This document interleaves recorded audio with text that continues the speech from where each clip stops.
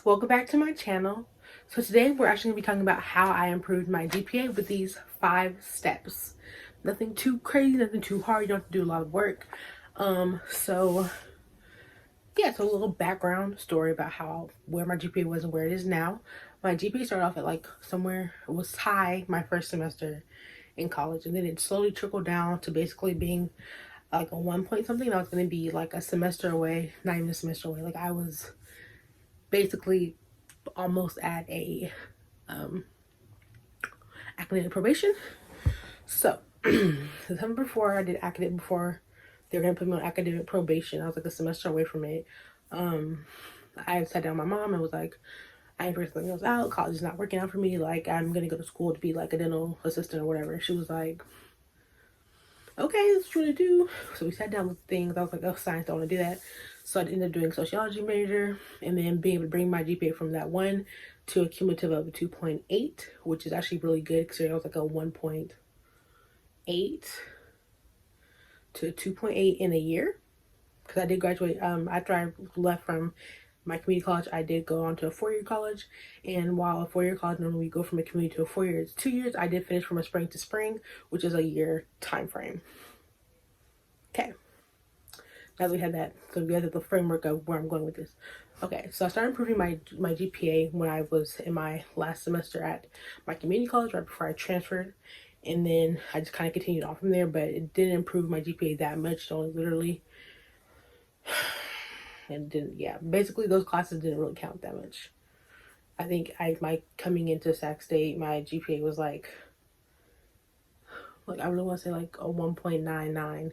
It's like a 2.0 basically. But they don't round up in college, just so y'all know. They don't round up even if you're close. But that's beside the point.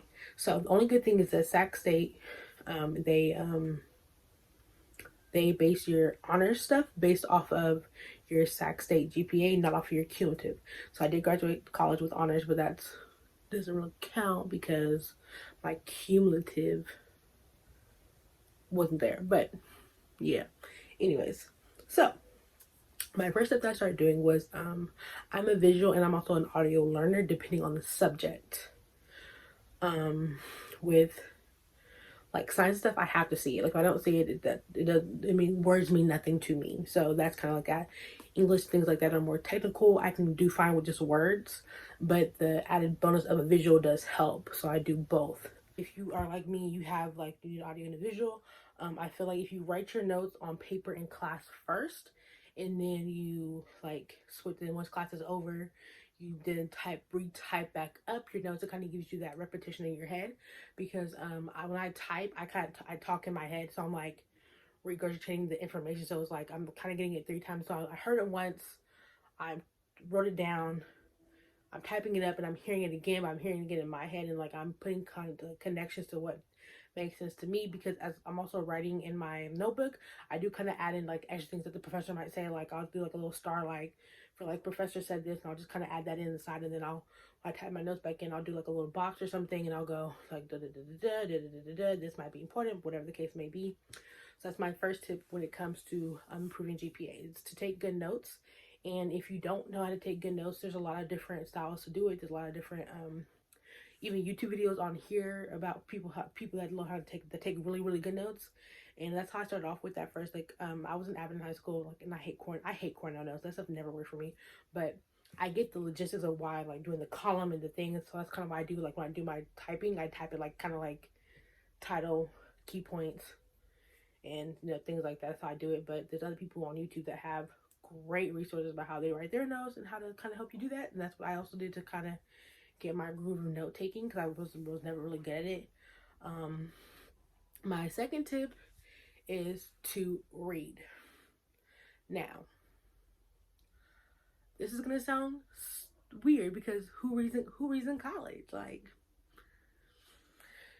so the reason why I say to read, I won't say read things that you kind of get in class, because most teachers just regurgitate what's in the book. So if you understand well in class, you might not need to read extra. But there was always like a topic that I never really got quite well, and so I would read that chapter, and I would make like little annotations in like the margins and stuff. I always buy my books, So I have my books.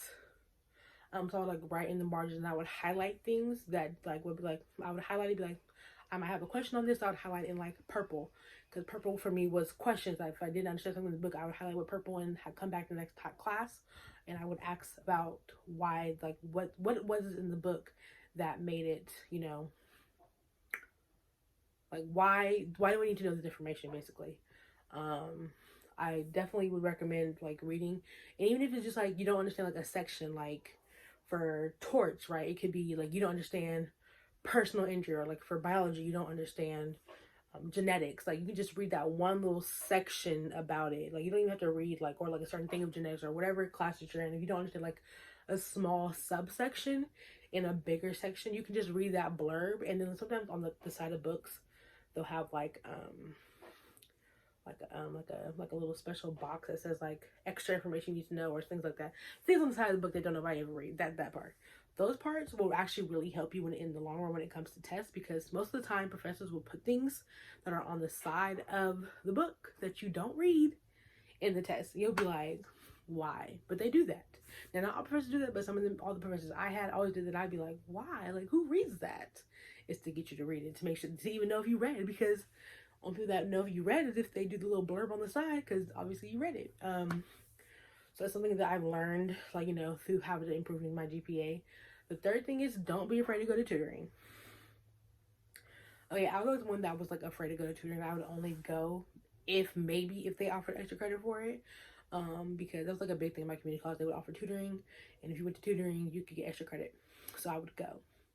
Well, I wouldn't really go, but that's beside the point. But once I was like, okay, I need to get serious with this GPA situation because this is bad, I started going to tutoring. And tutoring, even if you think you know the information, tutoring helps so much. And it was great because it was like I wasn't the only one there. It was like a group of us doing it, and you know, we would help each other. Like something I was strong in, someone else wasn't strong in. And I'm not gonna lie, especially if your professor sets up like a tutoring session with somebody, like with like their TA or something, the TA has all the answers. Literally, they have the answers, and they will tell you the answers to your questions and to the test. Which is, I hate, the goal is not to teach to the test, but that's the goal, because that's really how college is. Like, you need to know the test. You need to know the information, but you need to know the information that you're gonna need to know to pass the test. Like, there's only certain things that professors will pull out of books and things and informations that you need to know that are not, you know, it's important in the book, but the professor thinks is really important. So, you know, if your teacher offers you tutoring and they have like their TA teaching it, or somebody that they've just taken their class and got an A in it and they're teaching and they're now doing tutoring sessions, do that. Okay, my last semester in community college, I got all A's because I went to their little tutoring sessions, and because you know what, and you ask, and then my fourth one is ask all the questions. Okay, and I know it might seem intimidating to be like, oh, you know, there's no, like, you know, dumb questions, and you know, I don't want to ask like a dumb question. There is no such thing as dumb questions. I was like the main one to be like, yeah, I'm sorry, I know we just went over this, but can we go over this again like one more time? Because I'm not grasping the subject, and I would really like to not move on until I have the subject down. And people might grumble at you, blah, blah, oh my god, because I'm not gonna lie, I was that person. Like, I want to get out of class early if we can. I don't want to be here. Like, I'm tired. I just don't want to do it no more. And I get it. But you know what? When it comes to your GPA and you wanting to get those grades that you want, you need to ask the questions. And if you don't feel comfortable asking the questions in front of everybody else, you can always ask the professor after class. I don't care what anybody says. There's always like a 5 to 10 minute break in between classes. The classes are not back to back to back to back to back. They don't do that because they need to give people time to get out and get back in. So no. So you can always be like, hey, professor, like, I know it's like, you know, we're in the class, but I had a question on this. I just didn't feel comfortable asking this question in class. You know, and if you feel that, like, you know, can you answer this question in like this little amount of time that we have for me to ask this? Can you help me? There's nothing wrong with asking for help. Don't let anybody tell you like, oh, you can't ask for help. You know, you should just, you know, ask your peers. There are such things as dumb questions. I mean, if you're asking if 2 + 2 is 10, then yes, that is a dumb question because obviously 2 and 2 is 4. But you know what? Sometimes people just don't know, and it's okay to ask for clarification. So I'm gonna just put that out there. I was for sure that person was like, I'm sorry, can we go back over this part session before we go back, before we go to the next slide? Oh, I'm sorry. I understand that some people might have this thing, they might understand, but I don't.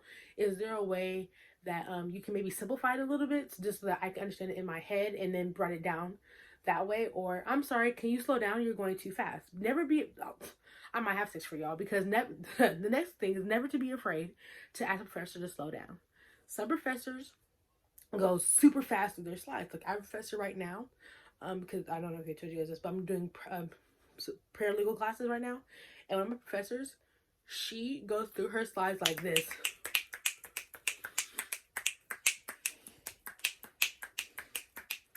Because she hates PowerPoint. She doesn't like PowerPoint. She doesn't like to do them. That's not her thing. So she goes through them like that. Like, so if you didn't read, good luck, honey, because them notes, trash.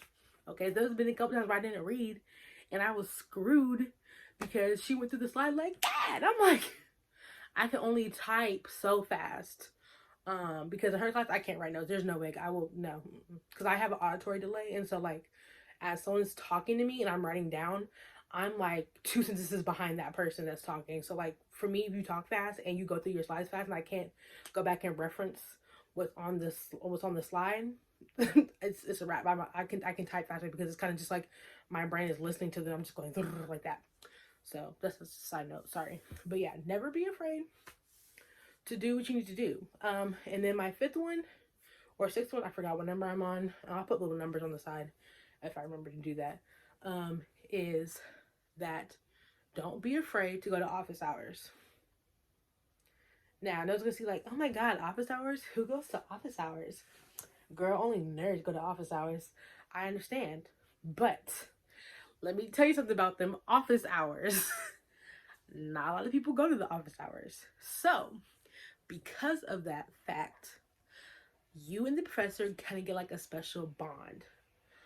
Where it's kind of like they're more willing to help you and they're more willing to work with you. I always recommend going to office hours at least.